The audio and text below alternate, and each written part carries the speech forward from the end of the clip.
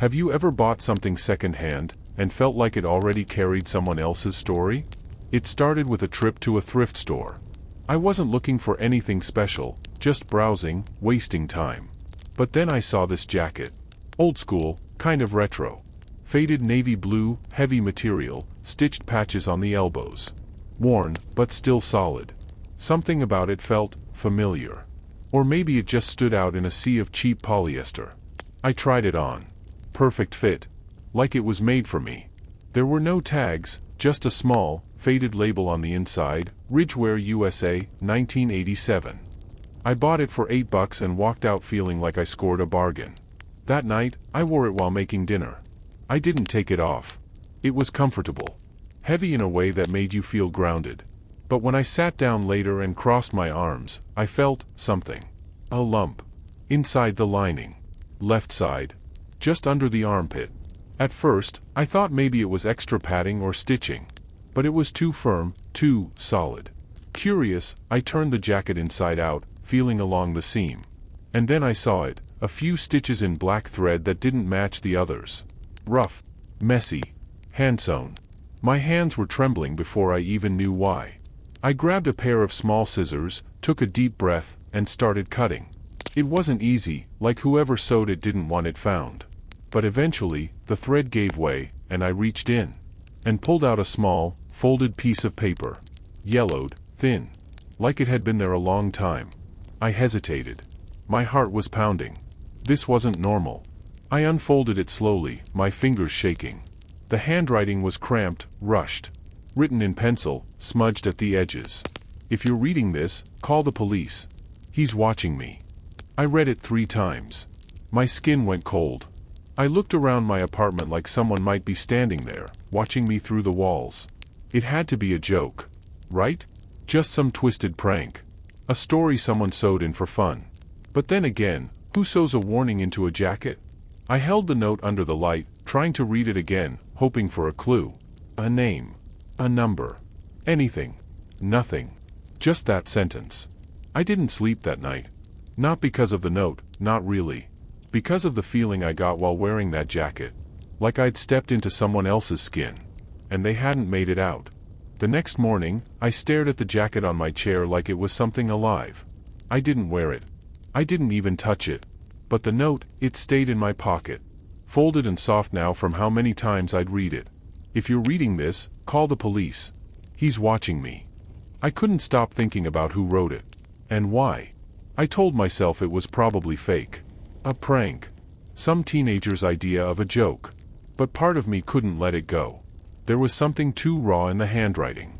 Too desperate. So, I decided to check. First step, the store. I went back around lunchtime, same cashier as before. I held up the jacket. Hey, do you remember who dropped this off? She looked at it, squinted. No clue, sorry. Stuff just shows up. People leave boxes, sometimes whole car trunks full. Any chance I could check when this was logged in or something? She gave me a look. This isn't Target. We don't really do logs. Dead end. But I wasn't done. That night, I turned the jacket inside out again and started searching for anything else. A name. A label.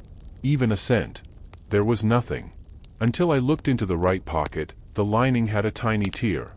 I pushed my finger through and felt something stiff. Another piece of paper. I pulled it out. A photo. Polaroid. Faded. It showed a young woman. Blonde hair, maybe late 20s. Wearing the jacket. Smiling. But the smile, it looked forced. Her eyes were wide. Like she was being told to smile. Like someone was standing behind the camera. There was a date scrawled in the corner. April 17, 1991. That was over 30 years ago. And on the back, in the same pencil as the first note, were 2 words. Still here. That night I had a dream. The same woman, standing at the foot of my bed. Not smiling. Not blinking. She lifted her hand, and pointed at the jacket draped over the chair. I woke up choking on air. Sweating. The room was ice cold. When I turned to look at the jacket, it had fallen to the floor. Or so I told myself. I didn't go back to sleep. Instead, I pulled out my laptop and typed the only thing I could think of. Missing person April 1991 Ridgewear jacket. What came up chilled me more than any dream. A case from a town just 2 hours away. Woman missing after reporting being stalked by an unknown man. Her name was Claire Madison. In the article was the same photo I held in my hand. Same face. Same eyes. The caption read, "Last photo ever taken." I didn't go to work the next day. I couldn't. I sat at my kitchen table with two things in front of me, the photo and the jacket. The same jacket Claire Madison wore in the photo marked, "Last photo ever taken." But that wasn't true, was it? Because I had the real photo. The one she wrote on. The one that said, "Still here." My hands were shaking. I tried telling myself it was a coincidence. Someone printed the news photo, recreated it, made it look old. Some twisted prank. But how would they know I'd buy this jacket? And why me? I didn't know Claire. I'd never even heard of her before yesterday. I stood up, needing to move. I went to the mirror in the hallway to splash my face. But something stopped me. There was something wrong with the mirror. It was foggy, but not with condensation. Like something had brushed across it. I leaned in. For long, smudged streaks. Vertical. Like fingers. I blinked. Stepped closer. They weren't on the glass. They were inside it. I stumbled back. No. No. No. I was tired. Delusional. Dreams bleeding into waking life. It wasn't real. I turned away, refusing to look again. Later that day, I did the only thing that felt logical. I drove to the town mentioned in the article. 2 hours on the road, jacket folded in the back seat. Like it could still breathe. Claire Madison's name didn't show up on Google Maps. But the article had mentioned a neighborhood, Bell Ridge Terrace. It wasn't far from the highway. Rows of older houses. Faded paint, overgrown lawns. I didn't know what I was looking for. Closure? Clarity? A ghost? I parked and walked. At the third house down, a woman stepped out to water her plants. Late 60s maybe. I felt stupid asking, but I had to try. "Excuse me, did you know a Claire Madison?" The watering can froze midair. She stared. "Then, you a cop?" I shook my head. "She lived here. Right there," she said, pointing to a house across the street. That was her place. She was a sweet girl. Quiet. Always wore that ugly jacket. My chest tightened. "Do you know what happened to her?" The woman's face darkened. She called 911 a week before she vanished. Said someone was in her house. Said he'd been following her for months. When police got there, nothing. No forced entry. No fingerprints. Just the jacket on the floor. She disappeared after that? She disappeared that night. The woman hesitated. Looked behind her shoulder. "People around here don't talk about Claire anymore," she said quietly. "Because some say she never really left." I didn't ask what that meant. I didn't want to know. I drove back home with the jacket in the trunk. I couldn't bear to have it in the car with me. And yet, when I got home, it wasn't in the trunk anymore. It was draped over the chair in my room. Same chair. Same position. I hadn't brought it in. I know I hadn't. I didn't sleep that night. Not because I wasn't tired. Because every time I closed my eyes, I saw her. Claire. Or what was left of her. Standing at the edge of my bed. Eyes too dark. Too wide. As if they'd seen something that had never let go. At 3:17 a.m., I sat up, heart racing, cold sweat down my neck. The jacket was gone again. I didn't bother searching the room. I knew where it was. In the mirror. I stood in front of the hallway mirror, the one with the faint fingerprints. They were clearer now. More defined. 5 this time. A whole handprint. The jacket hung behind my reflection, but not in the real room. Only in the glass. And beneath it, faint and jagged, like scratched into frost. He sees me now. I backed away. Enough. I needed answers. Real answers. That morning, I called a journalist who had written the original article about Claire's disappearance. I told him I was doing personal research. I didn't expect a reply.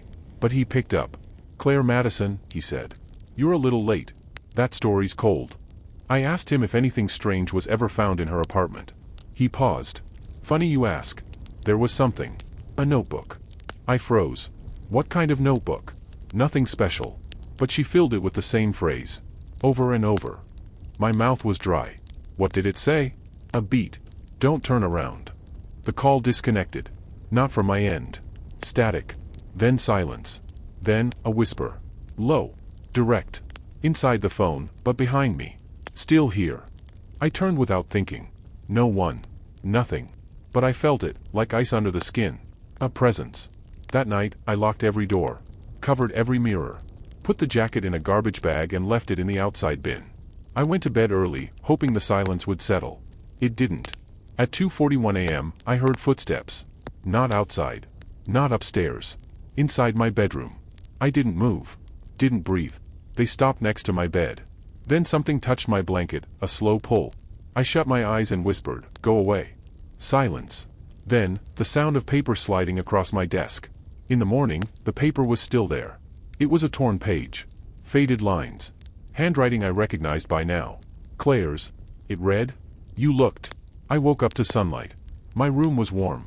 Birds outside. My phone buzzed, dozens of messages. I was back. My bed. My desk. No jacket. No paper. No whispering at 2:41 a.m. Had it all been a dream? I wanted to believe that. So badly. My group chat with my classmates was active. Pictures. Laughter. Someone had posted. Still can't believe we all had the same nightmare in the woods faced with tears of joy. Wait, we. I scrolled. More messages. One from Kyle. "Bro, you screamed in your sleep. We tried waking you but you just kept mumbling, 'Don't look,' over and over." Another one, from Mia. "Okay, but real talk, what the hell was that shadow last night? I thought it was a bear or something. Except it didn't make a sound." Suddenly, the warmth of the sun felt fake. Like a set light on a stage. I looked around my room again. Nothing out of place. Except the mirror. It was back on the wall. I hadn't touched it. I'd taken it down. And there, faint, almost too faint to see, a foggy smudge. A handprint. Fresh. I reached out to wipe it. Stopped halfway. Because behind me, in the reflection, there was movement. A shape in the corner of the room. I turned, fast. Nothing. I looked back at the mirror. Still there. Still watching. Claire? Or something that wore her face? I stepped back. Bumped into my chair. It creaked, loud, sharp. And then, just before I turned away, I saw one more thing. A note. Inside the mirror. Like it was taped behind the glass. Same handwriting as before. Same torn paper. Same message. "You can wake up. But you don't leave." And I swear, I heard breathing. But it wasn't mine.